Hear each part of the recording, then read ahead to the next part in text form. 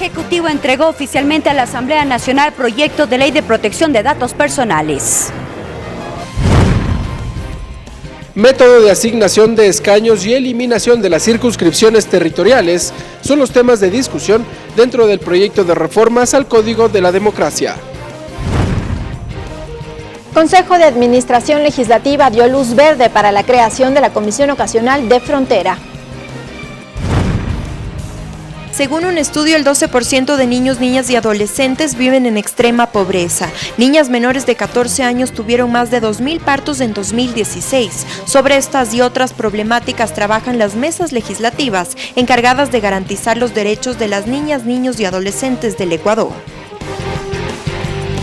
Los medios legislativos presentan TVL Noticias Emisión Estelar con Belkis Sánchez. Jueves 19 de septiembre de 2019. Saludos amigos y bienvenidos como siempre a una nueva jornada informativa aquí en TVL Noticias, emisión estelar. Gracias a quienes nos siguen a través de la señal de los medios legislativos, Televisión Legislativa del Ecuador, la radio de la Asamblea Nacional y también a quienes nos miran por internet por tvl.asambleanacional.gov.es y por Facebook Live. Enseguida la información.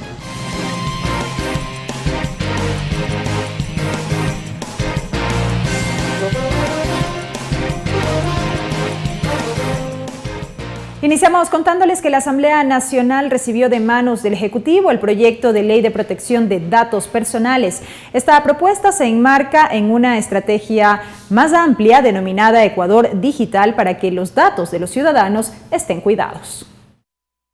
Lo anunciado por el Ejecutivo. Este jueves llegó a la Asamblea Nacional el proyecto de ley de protección de datos personales que busca garantizar los derechos del ciudadano frente al tratamiento de sus datos. Andrés Michelena, ministro de Telecomunicaciones, explicó su contenido. No quiero recibir información, no quiero recibir llamadas telefónicas, no quiero recibir propuestas, me adjunta una lista y esa lista tiene que ser obviamente protegida por las empresas. Si las empresas utilizan una información que no es de consentimiento, los ecuatorianos tienen que tener las retribuciones y consecuencias legales y penales. La denuncia, según dijo, es vital para evitar la filtración de datos y mal uso de los mismos. Citó el caso de la empresa Novastrat. Nosotros podríamos, y todos los ecuatorianos, demandar a esta empresa por haber utilizado sin el consentimiento de cada ecuatoriano la información de cada ciudadano ecuatoriano. Michelena advirtió que una vez vigente la ley, los datos filtrados en el denominado mercado negro serán obsoletos. Si no tiene la autorización o el consentimiento del ecuatoriano, esa empresa no puede utilizar la información. Con esto nosotros estamos eliminando el mercado negro de las bases de datos que se comercializan muchas veces porque no servirían si no tiene la autorización de los ecuatorianos. En cuanto a las sanciones, se prevé en primera instancia la prevención. Si al segundo llamado continúa infringiendo la ley, será el 17% de los ingresos. Y si es reincidente, la suspensión definitiva. Caso contrario, hay sanciones, hay prevenciones, hay multas de hasta el 17%. Con respecto a supuesto hackeo de datos del gobierno nacional, el ministro aclaró. No hemos recibido ni hackeo, ni vulneración, ni ciberataques. La estructura y la infraestructura tecnológica que tiene el gobierno ha estado intacta. El proyecto de ley pasará a manos del Consejo de Administración Legislativa CAL para su calificación y posterior envío a una comisión especializada. Mariela Logroño, TVL Noticias. En otro tema, los asambleístas buscan una salida a los proyectos de reforma al Código de la Democracia entregados por el Consejo Nacional Electoral y el Tribunal Contencioso Electoral. El Pleno del Legislativo retomó el segundo debate, pero no hubo votación.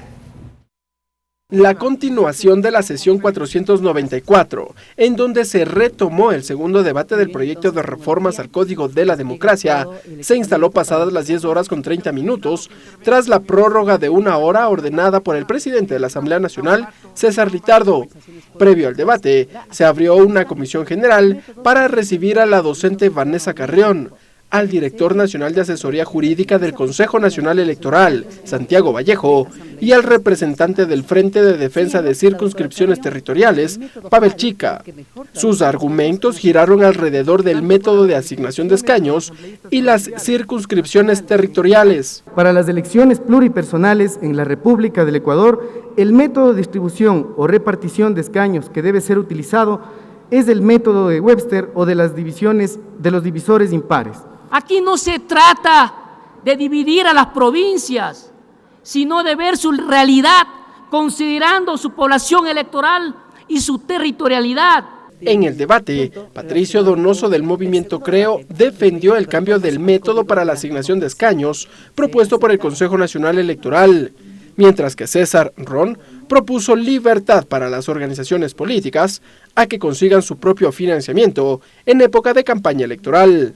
El mejor sistema sería aquel que determine una proporcionalidad directa. Que cada partido político se rasque su campaña, ponga y transparente su gasto electoral. Pero la asambleísta Lourdes Cuesta criticó las observaciones del Consejo Nacional Electoral. Sostuvo que estas deben seguir el trámite parlamentario regular.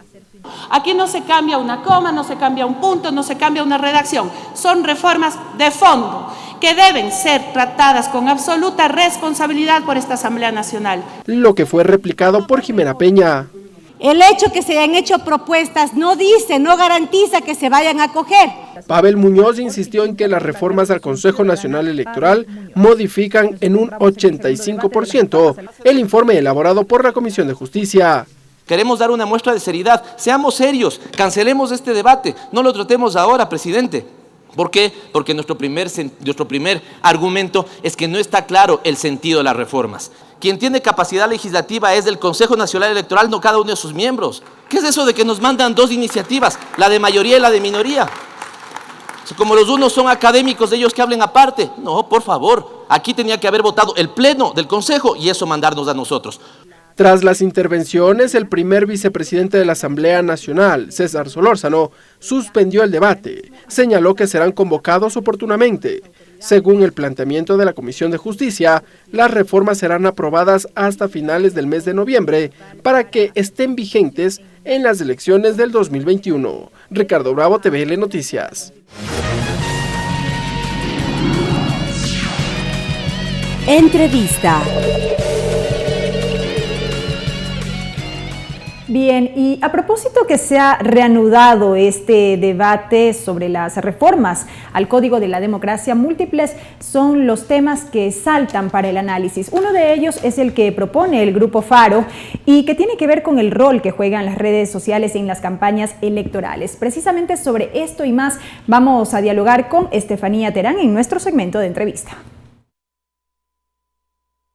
Estefanía Terán, magíster en políticas públicas, ex asesora de la Dirección General del Consejo de la Judicatura, ex coordinadora general de Relaciones Internacionales del Consejo de Participación Ciudadana y Control Social, directora del área de Democracia, Transparencia y Ciudadanía Activa de Grupo Faro. Estefanía, bienvenida a TVL Noticias. Gracias, Belkis. Justamente Grupo Faro es un centro de investigación y de acción que tratamos de hacer incidencia en la política pública a través de la evidencia y también promover la transformación social. Nosotros tenemos un componente dentro del área de democracia, transparencia y ciudadanía activa, que es la que yo dirijo, que se llama del dicho al hecho.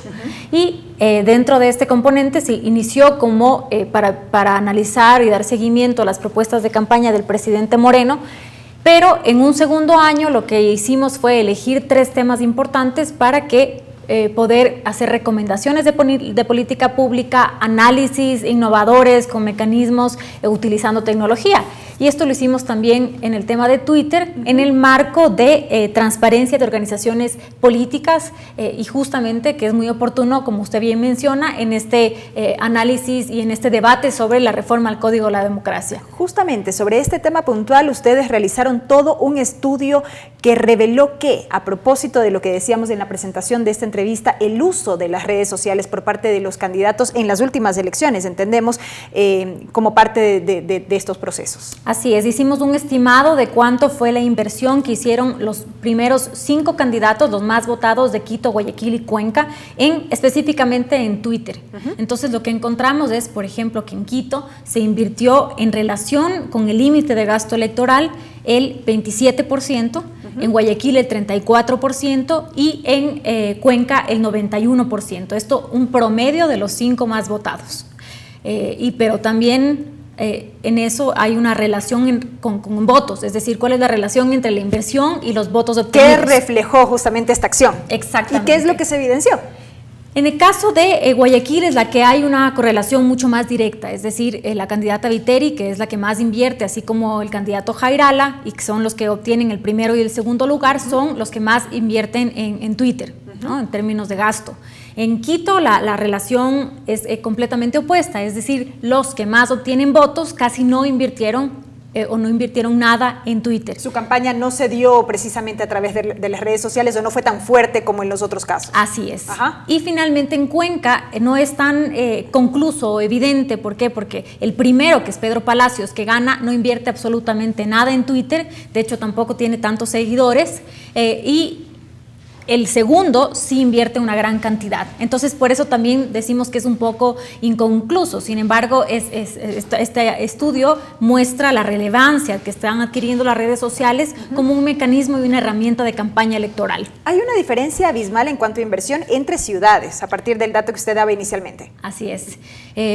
En Cuenca es definitivamente la ciudad que más le apuesta a las redes sociales, porque en esta comparación o esta relación para nosotros poder tener una referencia con el límite del gasto electoral, casi se ocupa, digamos, la mayoría, ¿no? El 91% en promedio, los 5 primeros candidatos. Ahora bien, decimos que evidentemente vivimos otros tiempos, las plataformas digitales, las redes sociales ayudan mucho en esto de la cercanía con la gente, en poder interactuar y demás. Hay un cambio justamente entre épocas, podemos decirlo así, pero ¿cuánto pesa justamente? O sea, ya cuando analizamos el rol de las redes sociales en campañas electorales, ¿cuánto pesa hoy en día? Lo que podemos ver también en Twitter, ¿no? Que es un segmento mucho más específico, no es esa penetración masiva que podría tener Facebook, ¿no? La relación es, por ejemplo, las cuentas activas en Facebook casi son de 9.5, 10 millones versus 4 millones que es Twitter, en donde el segmento también es diferente, ¿no? No es tanto para entretenimiento, sino más para información. Entonces, los grupos también son distintos, ¿no? Y los grupos objetivos son también completamente distintos. Entonces, creo que ese análisis también hay que hacer en relación a la penetración de Internet en el país. De acuerdo al INEC, la penetración en el Ecuador llega al 55%, considerando que una familia tiene un smartphone o un teléfono inteligente en la casa. Esto se disminuye en zona rural. Y otro dato es también el tema de que las personas entran a Internet mayormente para socializar o para temas de entretenimiento, pero no para informarse mayormente. Entonces, estos son variables que se tienen que considerar. Sin embargo, lo que sí estamos viendo es que hay una inversión importante en redes sociales por parte de los candidatos, y esto hace que se deba transparentar cuánto se está gastando en redes sociales durante campaña electoral. Acordémonos que las anteriores no estaban reguladas, sin embargo, por temas de transparencia en términos de financiamiento a las organizaciones políticas y que está atado directamente con lucha contra la corrupción, se debería transparentar estos gastos, ¿no? O regular. La normativa debe avanzar hacia aquello. Digo esto porque justamente hoy la discusión a propósito de este segundo debate de las reformas al Código de la Democracia se centra en eso, y las autoridades electorales mismo han hecho un llamado a que las organizaciones políticas transparenten el tema de fondos, el tema de gasto electoral en sí mismo, transparenten sus cuentas y también a lo interno. Y esto es otra cosa, el informe total de transparencia que hicimos para este momento, en el segundo tema trata el tema de financiamiento y de qué tan transparentes son las organizaciones políticas. Para eso construimos un índice con 12 indicadores y los resultados son, por ejemplo, que el 25% de las 17 organizaciones políticas nacionales que analizamos no llegan al 70 sobre 100 puntos, que es el máximo, y el 40% no llega ni a los 50 puntos, y estos son temas que tienen que transparentarse por ley.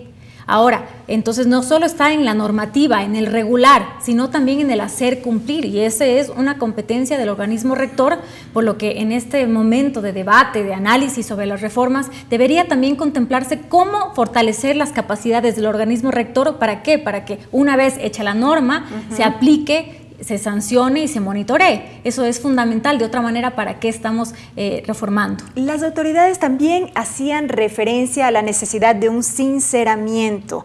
por parte de las organizaciones políticas. Si bien es cierto, y como usted bien señala, se hace la norma, hay que hacerla cumplir para que ésta sea efectiva, la autoridad electoral tiene que asumir también su parte, el llamado también está a las propias organizaciones políticas. Así es, creo que cada uno cumple un rol, tanto las organizaciones políticas en cumplir con los temas de transparencia, el Consejo Nacional Electoral con hacer cumplir, y la ciudadanía también con exigir, ¿no? Como sociedad civil, en ese rol corresponsable que tenemos también para que esto funcione, el exigir que sea transparente.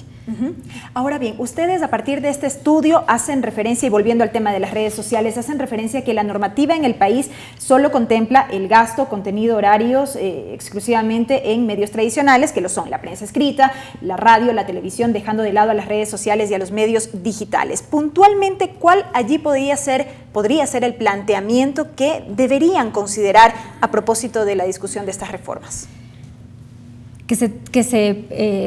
Bueno, primero hacer cumplir, esto ya es ley, ¿no? Cuánto se está gastando en redes sociales, eso ya está normado, ¿no? Pero es también monitorear y ver cuánto efectivamente se está gastando en cuanto a redes sociales. De ahí, por ejemplo, otro de las discusiones que se debe tener es si es que el Estado financia cómo lo hace con los medios tradicionales a los medios digitales o a las redes sociales. Entiendo que hay una propuesta particularmente del Consejo Nacional Electoral, de una de las del Pleno o de una de las consejerías, en las que dice que se debería regular el tema de redes de Internet, sin embargo no financiar redes sociales. Entonces ese es un debate que se tiene que hacer en cuanto a financiamiento público, pero no puede estar de lado el hecho de que se tiene que transparentar cuánto se está utilizando y cuánto se está gastando en redes sociales, y sobre todo de dónde está viniendo este financiamiento, porque esto también es muy importante. Justamente, y ya en lo que tiene que ver con el tema de transparencia, lo cual también hacía referencia, ¿cómo más o qué mecanismos implementar justamente para fortalecer estas actividades que ustedes bien señalan de control, de detección y de sanción en cuanto al incumplimiento de la ley de transparencia y del mismo Código de la Democracia? ¿Hacia dónde más ir?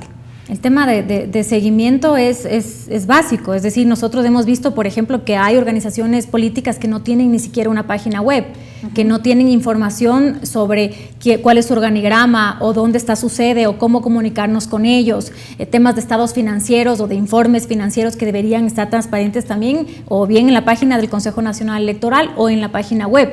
Hay datos bastante generales sobre cómo se está utilizando el fondo partidario permanente, por ejemplo, o cómo se está gastando los fondos electorales, ¿no? Cuánto se está gastando en campaña, pero son informaciones muy generales, y ese detalle desglosado es importante que también se transparente y que la ciudadanía tenga acceso. Además, el tema de financiamiento no puede ser anónimo.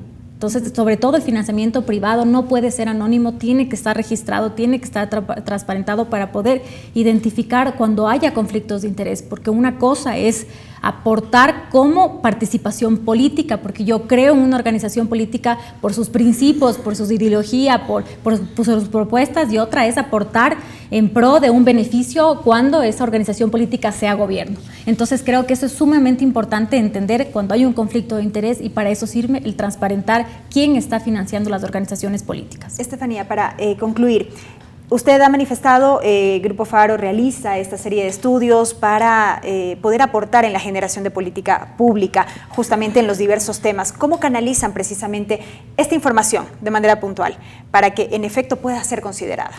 Aparte de directamente presentarla a las comisiones de la Asamblea que están tratando la temática, y poder también enviarles a todos los asambleístas en este momento, tanto en digital como escrito, también lo hacemos vía redes sociales, y también para que la ciudadanía tenga conocimiento,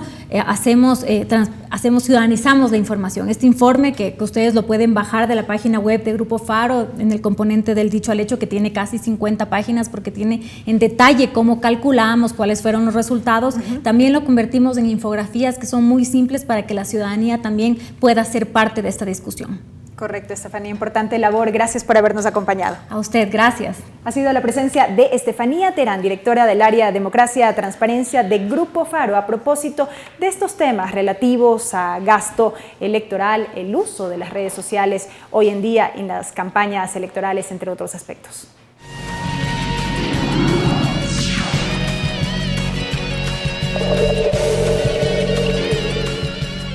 Seguimos con más información. El Consejo de Administración Legislativa dio luz verde para la creación de una comisión ocasional que se encargará de la creación de políticas fronterizas de acuerdo a la Ley de Desarrollo Fronterizo. Además, el CAL calificó a trámite varios proyectos de ley que serán remitidos a las diferentes comisiones de la Asamblea. El Consejo de Administración Legislativa solicitó un informe al Departamento Jurídico de la Asamblea Nacional de la solicitud de juicio político en contra de los consejeros de la Judicatura transitorios de iniciativa de la asambleísta Lira Villalba. Ese informe jurídico tiene que ser presentado a la brevedad posible para que en la siguiente reunión del CAL poder nosotros procesar el juicio político. Asimismo, el CAL dio paso a la conformación de la Comisión Ocasional de Frontera, misma que estará encargada de la creación de políticas en 3 ejes según lo ampara la Ley de Desarrollo Fronterizo. En soberanía, en temas de biodiversidad natural y también en interculturalidad. La comisión está integrada solo por 7 integrantes, que esa comisión tiene un plazo máximo de duración de 120 días. Los legisladores podrán presentar un informe con posibles propuestas de reformas a la Comisión de Gobiernos Autónomos, que es la mesa legislativa donde se tramita el tema. En el Pleno se menciona y se emocionan los nombres y se procede con la votación. Sin embargo, esto estaremos a la expectativa que el señor presidente lo ponga en el orden del día. El Consejo de Administración Legislativa además calificó varios proyectos de ley. Uno de ellos es el proyecto de ley de personal y disciplina de las Fuerzas Armadas que irá a la Comisión de Relaciones Internacionales. El proyecto de ley que regula las ventas y atención al cliente por medios telefónicos de iniciativa de la asambleísta Viviana Bonilla, que será tramitado en la Comisión del Régimen Económico, y varias propuestas de reformas al Código Orgánico Integral Penal y al Código de la Democracia. Lorena Espinosa, TVL Noticias. La Comisión del Régimen Económico empezó con el análisis del proyecto de reformas a la Ley del Consumidor. Esta mesa legislativa escuchó a la proponente de esta iniciativa, la asambleísta Marcelo Holguín. Según la asambleísta, el proyecto de reformas a la Ley Orgánica del Consumidor están orientadas a poner control a las prácticas abusivas de ciertas empresas privadas. Esto lo que pretende regular es el tema de las llamadas telefónicas, de los mensajes que recibimos, en este caso por correo electrónico o por grupos, por ejemplo, de WhatsApp y demás. Sostuvo que es necesaria una regulación de las llamadas telefónicas que tienen como fin ofertar servicios. Que sí se está regulando dentro de esta propuesta de reforma el tema de las cobranzas del crédito al deudor, precisamente lo que tú señalabas, porque en muchas ocasiones lo que se hace es recibir llamadas de este tipo a quienes no son deudores, pero que son familia del deudor, entonces evidentemente regular en este sentido. Desde la Intendencia General de Poder de Mercado se informó que la Ley Orgánica de Defensa del Consumidor ya contempla entre sus definiciones la publicidad abusiva. Para que se pueda establecer el parámetro de competencia desleal tiene que ser primero un comerciante o un empresario, una actividad económica. 2, tiene que existir pues un acto desleal. Y 3, que este acto tenga como una finalidad concurrencial, de participar en el mercado. Según el cronograma de la comisión, está prevista la socialización de la iniciativa con diversos actores y en 45 días la elaboración del informe para primer debate. Ricardo Bravo, TVL Noticias. Y la Comisión de Desarrollo Económico de la Asamblea continúa con el tratamiento del proyecto de ley orgánica de emprendimiento e innovación. Los comisionados recibieron aportes de Ban Ecuador y también a un concejal de Cuenca. Jorge Guatet, presidente del directorio de Ban Ecuador, aseguró que es fundamental contar con una política crediticia diferenciada entre la banca privada y la banca pública para la entrega de créditos a emprendimientos, tomando en cuenta el riesgo que implica los nuevos proyectos. Crédito a largo plazo, una tasa de interés baja, pero lo que nosotros no tenemos es una normativa diferenciada que permita asumir el riesgo que un emprendedor necesita cuando inicia su negocio. Dijo también que se deberían analizar las tasas de interés para los proyectos de emprendimiento y trabajar en la cartera castigada, por ejemplo, de Manaví. Porque si seguimos con techo para el sector productivo micro del 28%, obviamente vamos, la banca te va a colocar, te lo va a ver como... Sí, pero la banca pública estamos trabajando en bajar a un dígito, se está trabajando con el Ministerio de Agricultura para bajar a un dígito el sector agrícola. A la comisión también acudió Cristian Zamora, concejal de Cuenca, quien precisó que es fundamental dar facilidades de financiamiento y de pago para los emprendedores. Si el emprendedor no está conectado con quien es su mercado, esa empresa va a morir. Por eso más del 90% de las empresas que se gestan se mueren. Los comisionados continuarán recibiendo observaciones de distintas autoridades y de la academia las próximas semanas de cara a la construcción del informe para segundo debate. Lorena Espinosa, TVL Noticias. Momento de una pausa, amigos. Al volver, más información. Quédese en nuestra sintonía. Regresamos con TVL Noticias, emisión estelar, luego de la siguiente pausa promocional. Continuamos con TVL Noticias, emisión estelar. Seguimos informando, amigos, gracias por acompañarnos. Les contamos que la Ley de Fomento Productivo será la primera normativa que luego de un año de vigencia será evaluada. Esta iniciativa es impulsada desde la Subcomisión de Desarrollo Económico con el apoyo del Observatorio Legislativo y la Fundación Hans Seidel. Según información del Observatorio Legislativo, durante este año de trabajo, se presentaron 305 proyectos de ley. De estos, el 70% son reformas a leyes vigentes, el 18% son iniciativas de leyes y el 11,5% restante son iniciativas de leyes de carácter ordinario.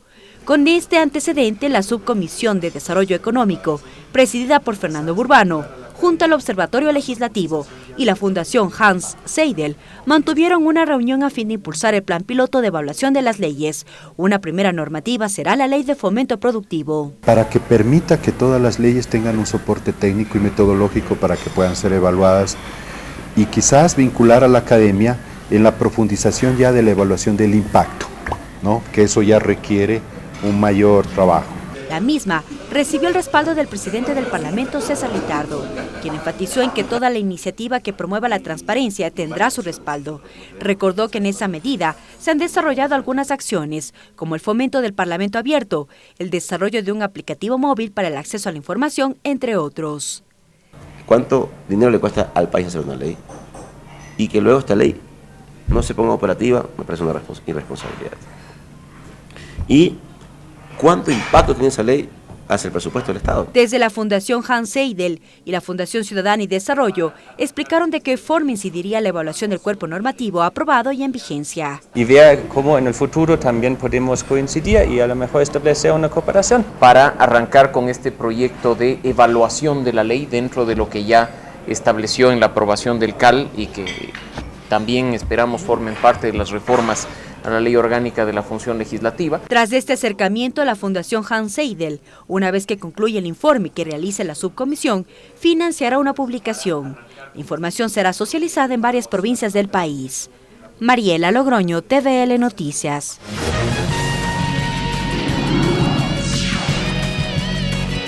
Entrevista.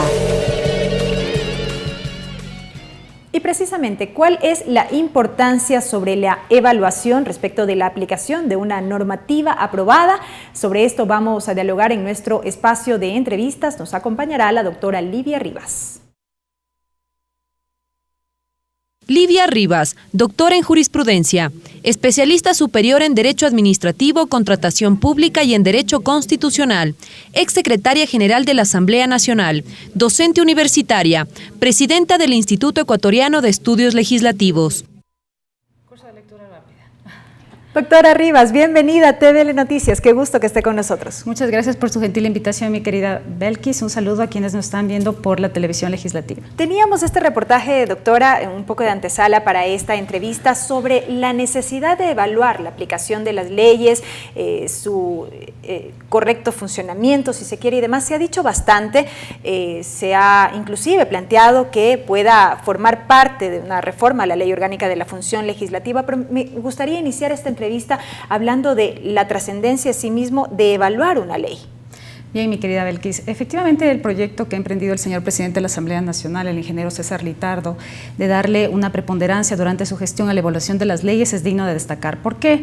Porque lo que se pretende es verificar si las leyes que han sido aprobadas por la Asamblea, por lo menos durante estos periodos legislativos, desde la entrada en vigencia de la Constitución del 2008 hacia adelante, alrededor de más de 150 leyes. Entre ellas habrá que escoger algunas que tengan una trascendencia económica, social, que sean de interés. En el caso particular, por ejemplo, del asambleísta Fernando Burbano, en la comisión se ha formado en la Comisión de Desarrollo Económico y una subcomisión que está evaluando esta ley de fomento productivo, ¿no es cierto? Y en esa línea, pues lo que se va a buscar determinar es si efectivamente se cumplió con los objetivos de esa ley, ¿no es cierto? En el ámbito económico, si es que efectivamente se ha dado este fomento que pretendía la ley. Y no quedarnos en el discurso, doctora, si me permite, en el discurso tan citado de que la ley no quede en letra muerta. Exacto. Nosotros lo que queremos verificar con la evaluación de la ley, tanto desde el ámbito que está haciendo el asambleísta Burbano como los demás asambleístas de esta subcomisión dentro de la Comisión de Desarrollo Económico, es determinar una serie de parámetros que deben ser considerados antes de presentar los proyectos de ley y luego de que son aprobados los proyectos de ley por parte de la Asamblea Nacional. Ejemplo, ahora tenemos el artículo 30 de la Ley Orgánica de la Función Legislativa que dice que nosotros tenemos que primero hacer en todas las leyes una medición de impacto de género. Es decir, verificar si las condiciones establecidas en la norma establecen un principio de igualdad formal y material para hombres y mujeres, algo que no lo hemos hecho en 10 años y tenemos que empezar a hacerlo. Y adicionalmente tenemos que medir el impacto económico de todas las leyes que aprueba la Asamblea Nacional, es decir, verificar si efectivamente el costo económico que representa en la norma es susceptible de cumplirse y de mantenerse en el tiempo, como una garantía de derechos. Eso en lo que tiene que ver con la evaluación ex ante. Y ex post, por ejemplo, una de las leyes que el señor presidente va a entrar a evaluar es la ley para prevenir y erradicar la violencia contra la mujer. Entonces, el señor presidente quiere llegar a determinar si efectivamente va a ser 1 año 8 meses desde publicada la ley, pues si se han cumplido con los objetivos de la ley. Pero le puedo decir que lastimosamente no ha sido así. Hay algunas entidades y organizaciones que han sido parte de las que estaban llamadas a cumplir y garantizar este combate a la violencia contra la mujer y que lastimosamente en el camino no han podido hacerlo. Y así hemos también verificado en otras leyes, a grosso modo, de forma general, que no se han expedido los reglamentos para su aplicación. Ese, por ejemplo, esa es una de las debilidades que a veces vemos de manera recurrente en muchas de las leyes que aprueba la Asamblea Nacional. La Asamblea hace su parte, expide la norma, pero ¿qué pasa si en lo posterior no cuenta con un reglamento de aplicación? Claro, efectivamente. Entonces, lo que se pretende es, hay una disposición del Consejo de Administración Legislativa de implementar una unidad de análisis y evaluación de las leyes dentro de la unidad de técnica legislativa. Entonces, en esa línea lo que se pretende es que funcionarios de esa unidad apoyen a las comisiones legislativas, que sean las comisiones legislativas las que una vez aprueben las normas, porque como usted conoce, los informes de primer y segundo debate se aprueban en las comisiones. Entonces, estas comisiones que han llevado adelante el tratamiento de estos proyectos de ley sean las que terminen evaluando sobre la base de las disposiciones que ellas mismas han introducido en la ley, por ejemplo, que se dicte el reglamento. Lo adecuado sería también introducir normas donde se les dé un plazo para que lo hagan. Porque si se dejan las normas en el sentido de que se dicte un reglamento, pues obviamente la autoridad llamada a hacerlo, por ejemplo en el caso de los reglamentos generales de aplicación de la ley al Ejecutivo, exacto, puede tomarse el tiempo que considere pertinente. Pero en esa medida hay que establecer un plazo prudencial para que efectivamente la norma se cumpla, para que se implemente adicionalmente todo lo que está atado a la verificación. Nosotros pretendemos generar al interior de esa unidad indicadores, indicadores que permitan verificar qué pasó antes de la aprobación de la norma y luego de aprobada la norma, si esos indicadores se mantuvieron o bajaron, por decirle, nuevamente retornando al caso de la ley para prevenir y erradicar la violencia contra la mujer. Si antes de la aprobación de la norma, el 2017, 2016, 2015, habían niveles de violencia contra la mujer súper altos, pues verificar si eso ha bajado como consecuencia de la expedición de la ley. Y si las autoridades llamadas a cumplir la norma, pues como le digo, efectivamente han cumplido su rol. Y si eso va a meritar por parte de la Asamblea Nacional entrar en reformas a las leyes o adicionalmente incentivar desde el Ejecutivo la adopción de políticas públicas. Usted sabe, mi estimada Belkis, que no todo se resuelve con leyes, que a veces lo que hace falta es una decisión a nivel del Ejecutivo de implementar a través de políticas públicas, pero sobre todo destinar el presupuesto del Estado para cumplir con el rol que tienen las leyes y que necesariamente implica destinar recursos públicos para ese tema. Entonces, en esa medida son algunas propuestas metodológicas que en su momento aprobará el Consejo de Administración Legislativa. ¿Que no necesariamente tiene que pasar por una reforma a la ley de la función legislativa? No, es una metodología de evaluación, así como existe el manual de técnica legislativa, ¿no es cierto? Entonces sería un manual para evaluar las leyes que se pondría en consideración del Consejo de Administración Legislativa, que lo que pretende es que sea aplicado por todas las comisiones. Como usted conoce más de la Comisión de Desarrollo Económico, hay muchísimas comisiones al interior de la Asamblea que están generando procesos de evaluación de las leyes que han sido llevadas al interior de cada comisión. Y adicionalmente otro factor fundamental es lo que se pretende, es verificar, tenemos un convenio con las Naciones Unidas, pues verificar que en las leyes se han cumplido con estos estos indicadores de los ODS, ¿no es cierto?, si se han cumplido los objetivos de desarrollo sostenible en cada una de las leyes de la Asamblea Nacional. También esto va de la mano con esta iniciativa que tiene este grupo parlamentario de los ODS de la Asamblea Nacional. Entonces, en esa línea, sobre la base de este convenio que tiene la Asamblea Nacional, pues verificar en todas las leyes, tanto los ODS como en general, un tema más amplio de análisis del impacto realmente de la ley en la vida de los ecuatorianos. Doctora, brevemente, ¿qué nos dice la legislación comparada en cuanto a este tema de evaluación de las leyes? Porque entiendo, ustedes se han venido nutriendo de una serie de experiencias de otros países. Vemos que Chile, por ejemplo, tiene una iniciativa como esta muy fortalecida, Costa Rica, Honduras también trabajó en su momento en este tema. ¿Qué nos dice justamente estas experiencias a nivel de los parlamentos de otros países? Bueno, lo que nos dice es que primero hay que tomar, para elaborar una ley, pues llenarnos del conocimiento de los expertos en el área técnica, pero también de mucho de la iniciativa ciudadana, de la participación ciudadana. Algo que pretende la evaluación es que la ciudadanía entre a evaluar la ley. No va a ser un estudio exclusivamente técnico al interior de la Asamblea Nacional, sino que lo que se pretende, tal como está haciendo el asambleísta Urbano y los otros asambleístas de esta subcomisión, recorrer ciertas ciudades del país para tratar de evaluar las leyes con la ciudadanía. Porque finalmente el impacto es directo hacia la gente. Exacto. Entonces, los mecanismos que se emplean y que se pretenden implementar tanto a nivel de la Asamblea en el Ecuador como se emplean en otros países son encuestas, entrevistas, talleres de socialización con la ciudadanía. Entonces, es un factor importante medir el nivel de satisfacción ciudadana en el sentido de las leyes que han sido aprobadas por la Asamblea Nacional, y sobre esa base pues se van a establecer una serie de parámetros que van a ser medidos con la ciudadanía. Como le digo, lo que se ha visto reflejado en las iniciativas de los otros países que existen en Venezuela, que existen en Chile, que existen en México. En fin, pues el resultado ha sido en fortalecimiento de las leyes expedidas por los congresos que han derivado inclusive en procesos de fiscalización y control político. La visualización de la evaluación en todos los países difiere. En algunos ha sido visualizada como un proceso de fiscalización a la autoridad y se ha cumplido no el rol que tenía dentro de la norma. Si es que esa norma era destinada a una autoridad de una determinada institución pública, si esa autoridad con esas competencias que se le dio en la ley las ejerció o no. Y si se demuestra que no las ha ejercido y que eso podría vulnerar algún derecho, podría estar violando alguna disposición de orden constitucional o legal, pues en todos los países algunos lo han enfocado desde el ámbito de fiscalización. En el caso del Ecuador podría pasar tranquilamente lo mismo o derivar en reformas legales o el dictar nuevas normas. Pero definitivamente lo que se pretende es crear un gran sistema que dote de información a todos los asambleístas para que no solo con posterioridad a la aprobación de la norma, sino previo a la aprobación de la ley, cuenten con toda la información necesaria. Se pretende también crear una red con las universidades para que exista un tanque de pensamiento que les dote de información estadística, documental, bibliográfica, reportes, todo lo que exista sobre la materia, que les permita tomar a los asambleístas pues las decisiones más adecuadas y que se vean reflejadas en las normas. Necesaria e interesante iniciativa, doctora. Gracias por habernos acompañado con esta información. Gracias. Aquí ha sido la presencia de la doctora Livia Rivas, presidenta del Instituto de Estudios Legislativos, a propósito de esta iniciativa que impulsa la actual administración de la Asamblea Nacional para la evaluación de las leyes.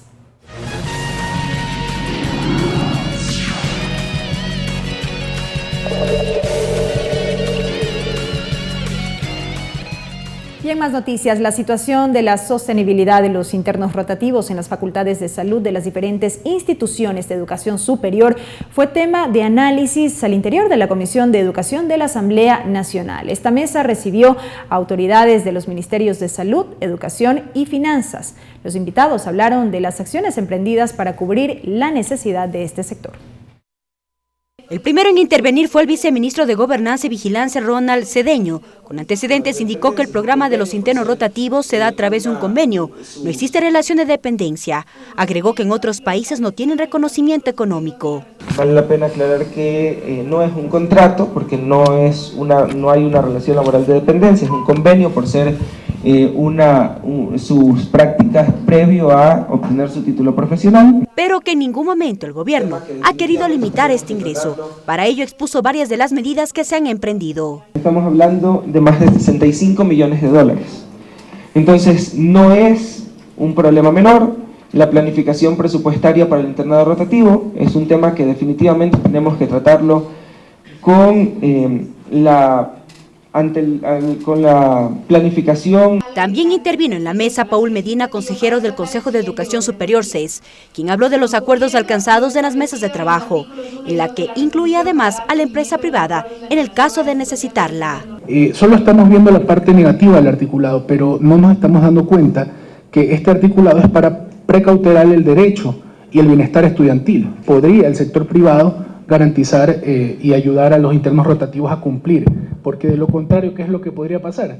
Que no podrían culminar su carrera. Con respecto a los presupuestos, habló Olga Núñez en representación del Ministerio de Finanzas. Entonces, arrastrando una deuda importante y atender el vigente presupuesto también es complicado. Estas comisiones generales se dan a partir de la resolución aprobada por la Asamblea, a fin de que de manera periódica las autoridades informen los avances de las mesas de trabajo. Mariela Logroño, TVL Noticias. Los vocales del Consejo de la Judicatura acudirán a la Comisión de Participación Ciudadana para explicar el estado de los juicios de los sentenciados por el 30 de septiembre de 2010. El presidente de la comisión, Raúl Tello, recibió a una delegación de la Asociación de Víctimas del 30S y escuchó sus reclamos. Se trata de una delegación de la Asociación de Víctimas del 30 de septiembre de 2010, quienes acudieron hasta la Comisión de Participación Ciudadana de la Asamblea Nacional. Allí lo recibió su presidente Raúl Tello, quien escuchó sus casos. Óscar Ayerbe, presidente de la asociación, apuntó en contra de las decisiones del régimen anterior. Retiramos los cargos. Así deberían actuar. No como antes de mayo del 2018 todos los fiscales actuaban como que Rafael Correa todavía estaba sentado al lado. Según dijo, el excontralor Carlos Polida habría señalado que el 30S fue un invento del expresidente de la República, Rafael Correa, por lo que pidió se haga público dicho informe. Y así como esto, seguimos. Le hemos pedido a la fiscal general de la Nación, Diana Salazar, que convoque a los fiscales que deben conocer 171 casos, señor presidente. Por su parte, el presidente de la Comisión de Participación Ciudadana, Raúl Tello, indicó que todos los casos serán expuestos al Consejo de la Judicatura, vocales que serán recibidos el miércoles, dijo. Yo les planteo más bien, compañeros, que aquí se queden trabajando con los compañeros asesores para preparar esa comparecencia de la presidenta del Consejo de la Judicatura y que responda a esos requerimientos de ustedes. Según los números de la Asociación de Víctimas del 30S, en al menos 65 casos, la justicia no se habría pronunciado. La víspera, la asociación acudió a la Fiscalía General del Estado para denunciar al expresidente Rafael Correa por el delito de lesa humanidad. La denuncia también involucra a otras 15 personas. Ricardo Bravo, TVL Noticias. Alrededor de 21 proyectos de ley marcarán el trabajo al interior de la Comisión de Derechos Colectivos. En agenda consta el tratamiento de temas relacionados a pueblos y nacionalidades, derechos lingüísticos, adultos mayores, gestión de la identidad y datos civiles. La mesa legislativa, además, nuevamente puso en debate la necesidad de impulsar una consulta prelegislativa que quedó pendiente, la unificación de varios proyectos de ley y la convocatoria a varias autoridades a esta mesa. Ángel Gende, integrante de la comisión, lo explicó. Proyecto de ley orgánica de consulta a las comunidades, pueblos y nacionalidades del Ecuador, propuestos por el asambleísta Jerónimo Yantalema. Proyecto de ley orgánica consulta previa a las comunidades, pueblos y nacionalidades, propuesto por el asambleísta Magali Orellana. Y así vamos a encontrar un sinnúmero de proyectos que tienen más o menos similitudes en su tratamiento, ¿verdad? En ese contexto, considero que habría una propuesta de unificación. Y en otros temas, pobreza, desnutrición, abuso sexual y embarazo adolescente, suicidio, entre otras problemáticas que afectan a niñas, niños y adolescentes, fueron abordadas por la comisión o por las comisiones y grupos parlamentarios de la Asamblea Nacional que trabajan en beneficio de los derechos de este sector del país. Se dio en el marco de la presentación del reporte sobre la situación de salud de la niñez y adolescencia. ¿Qué onda con nuestro derecho a la salud? Es el resultado del trabajo del Grupo Parlamentario por la Garantía de Derechos de los Niños, Niñas y Adolescentes y Jóvenes del Movimiento Nacional de Niñas y Niños, para saber cuánto conocen sus derechos este sector del país. Franklin Samaniego, coordinador del grupo, recordó el compromiso de la Asamblea Nacional para trabajar en normativas que garanticen sus derechos. Los derechos no pueden quedarse en el discurso. Tenemos que plasmarlos en las normas, tenemos que plasmarlo en los votos y tenemos que plasmarlo en lo que realmente hacemos desde la Asamblea Nacional. El primer vicepresidente del Parlamento, César Solórzano, secundó esta afirmación. Él dijo que las leyes son para la gente y es importante escuchar las propuestas desde los beneficiarios, en este caso la niñez y juventud. Y les invito a todos los presentes a que participen y aporten en la construcción de una sociedad más justa y equitativa, partiendo de que los niños, niñas y adolescentes son el presente del Ecuador. Los encargados de presentar los resultados de la encuesta virtual ¿Qué onda con mis derechos? Fueron Francesca Cantoa y Elianaro, del Movimiento Nacional de Niños, Niñas y Adolescentes. Nosotros no necesitamos palabras, necesitamos hechos que se noten y se vean reflejados, bajando los porcentajes. Hoy en día realmente son una pena para nuestro país. Porque las niñas, niños y adolescentes que son pobres no pueden acceder a vacunas de calidad. Según un estudio en 2016, el 12% de niñas y niños del Ecuador viven en situación de extrema pobreza. En ese mismo año, el 8% fue diagnosticado con VIH y 10 de cada 100 adolescentes se suicidaron. Además, niñas de 10 a 14 años tuvieron 2.115 partos ese año, mientras que en 2014 el 26% de los hogares tuvo problemas para costear su alimentación. Problemáticas que deben ser solucionadas, dice Barón Hidrobo, de la Fundación Comunitaria Infantil. Y los datos que cerramos en el 2018 en la Gaceta Oficial del Ministerio de Salud Pública en base epidemiológica, señala ustedes que más de 4.400 embarazos presentaban bajo peso. Es decir, existen embarazos de bajo peso. Embarazos de bajo peso significan embarazos de alto riesgo. Eso de por sí ya es economía que pierde el país. Tras conocer estos datos, los asambleístas, autoridades y representantes de la sociedad civil se comprometieron a enfocar sus propuestas e iniciativas en la garantía de derechos de la niñez y adolescencia del Ecuador. Tatiana Sonnenholzner, TVL Noticias. La Comisión Nacional de Niñas, Niños y Adolescentes avanza en la construcción del proyecto de reformas al Código de la Niñez y Adolescencia. Dentro de las propuestas, los asambleístas plantearon la posibilidad de despenalizar el aborto en casos de violación para menores de edad. El Código Orgánico Integral Penal en su artículo 17 plantea que se considerarán exclusivamente como infracciones penales las tipificadas en este código. Las acciones u omisiones punibles, las penas o procedimientos penales previstos en otras normas jurídicas no tendrán validez alguna, salvo en materia de niñez y adolescencia. Bajo esta premisa, los legisladores de la Comisión Ocasional de Niños, Niñas y Adolescentes plantearon una posible incorporación transitoria al Código de la Niñez sobre la despenalización del aborto en casos de violación. Más bien ya de forma general había tergiversación de información, lamentablemente no existe el análisis profundo como debe ser. Otro tema es el tema de los derechos de las mujeres también, que hay que analizarlo, pero nada lo relacionado con niñez y adolescencia tiene que estar en el Código Penal. Propuesta que generó debate al interior de la mesa ocasional. El legislador Franklin Samaniego dijo que es importante incorporarlo, pues las cifras revelan que alrededor de 3.000 niñas menores de 14 años son violadas cada año. La posibilidad de hablar del derecho a la protección adolescente en condición de embarazo, pero con esa particularidad poner, o sea, una disposición adicional que hable de las niñas violadas y que han sido embarazadas o están embarazadas. Con eso lo que hablamos es de tres cosas, no solo de la atención integral, que es una cosa, hablamos de la reparación integral, es uno de los temas que no hemos puesto.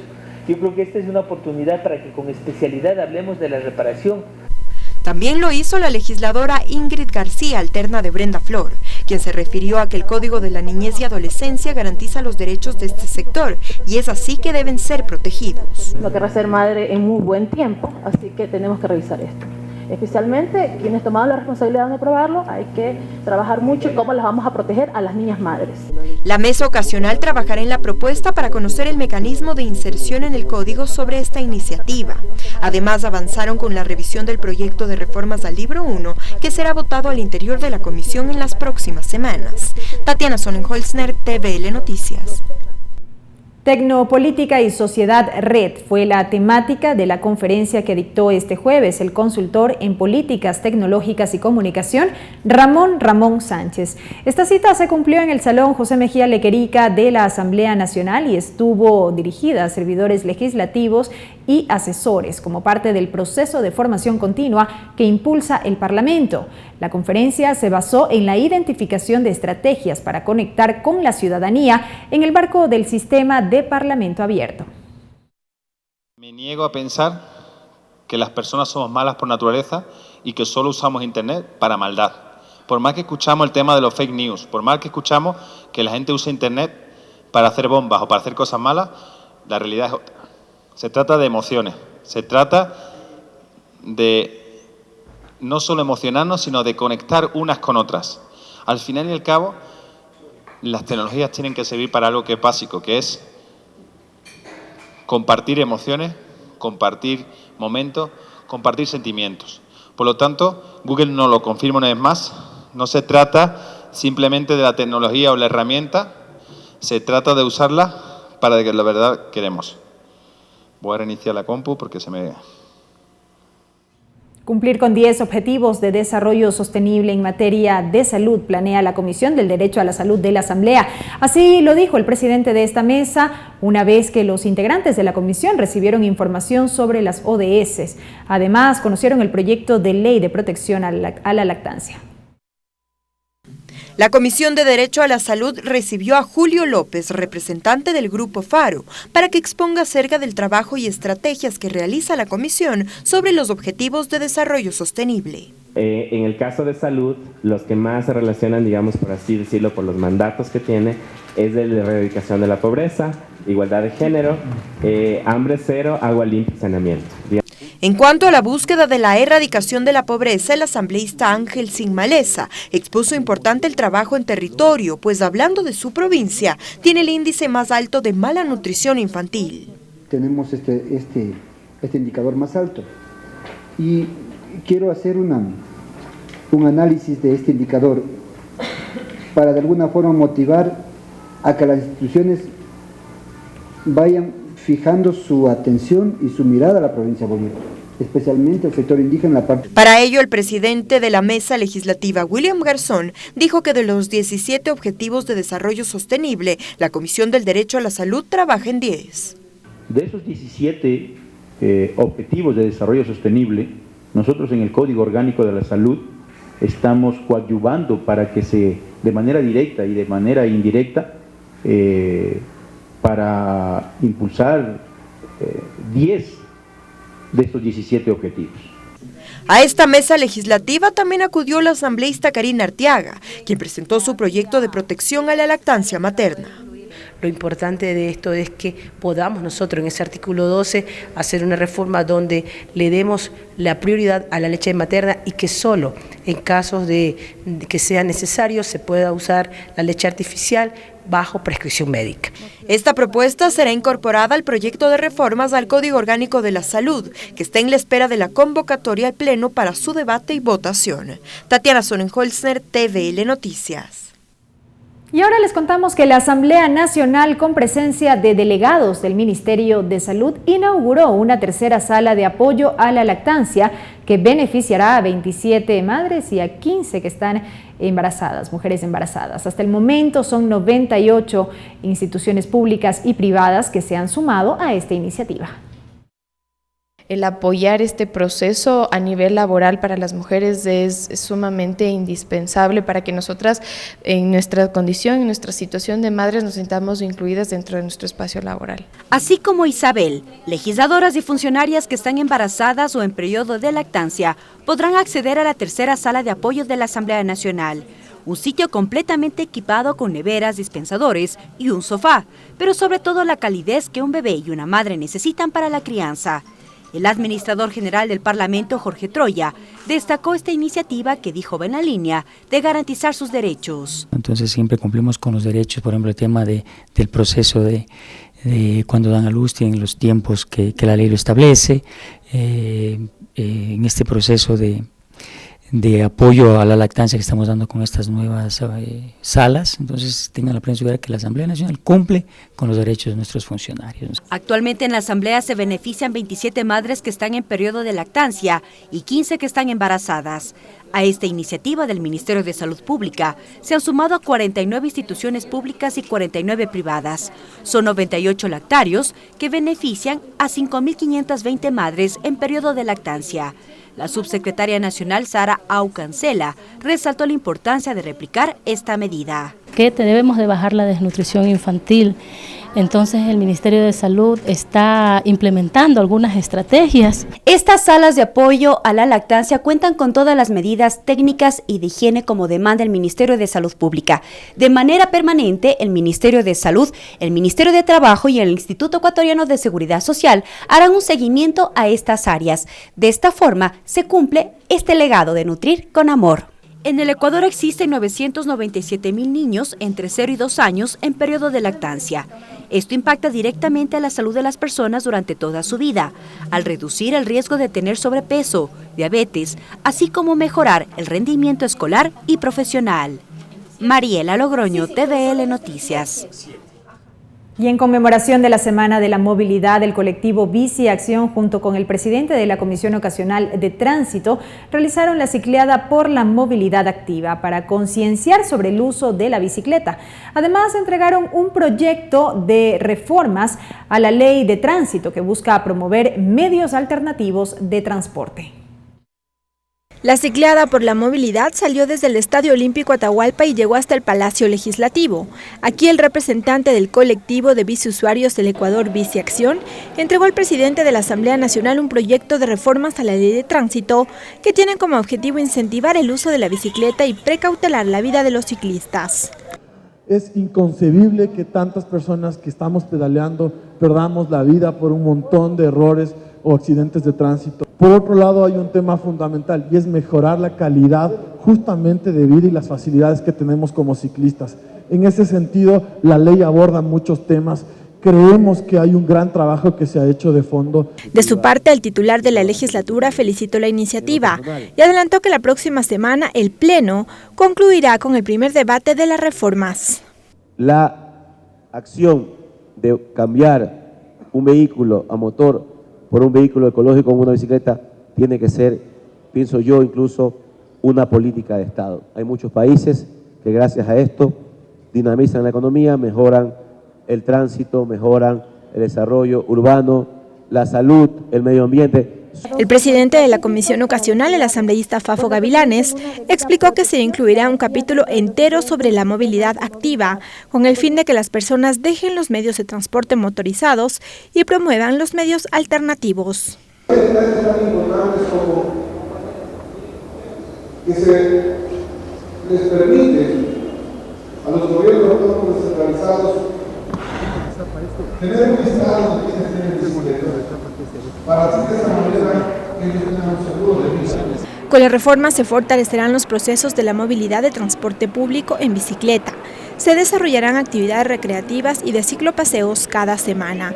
Asimismo, los municipios deberán destinar el 50% de los impuestos vehiculares para hacer infraestructura para peatones y ciclistas. Lorena Espinosa, TVL Noticias.